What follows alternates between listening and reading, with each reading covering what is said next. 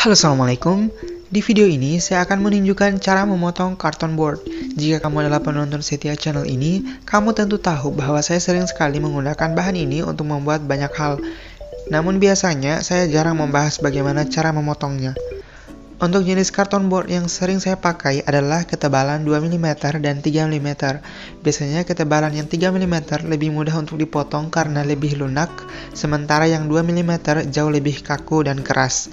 Beberapa alat yang dibutuhkan untuk memotong karton board adalah cutter dengan pisau yang tajam, penggaris besi, dan cutting mat. Gunakan penggaris besi yang tebal. Biasanya penggaris dengan panjang 50 cm sudah cukup, dan jangan gunakan penggaris plastik karena akan mudah rusak. Untuk cutting mat sendiri, saya menggunakan ukuran A2.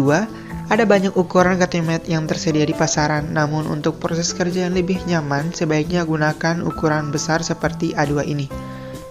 Saat mengukur area yang akan dipotong, sebaiknya kamu gunakan mistar segitiga agar prosesnya bisa lebih cepat dan menghindari garis yang miring.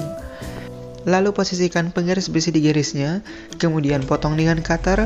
Usahakan jangan menggunakan tenaga yang berlebihan saat memotong, untuk menghindari penggaris besinya bergeser. Potong dengan menekan pisaunya seadanya berkali-kali sampai karton boardnya terpotong. Selesai, karton boardnya sudah terpotong. Semoga tutorial ini bermanfaat. Jika kamu punya pertanyaan, saran, atau tanggapan lain, silahkan tulis di kolom komentar di bawah. Dan sampai jumpa di video saya yang lainnya. Bye!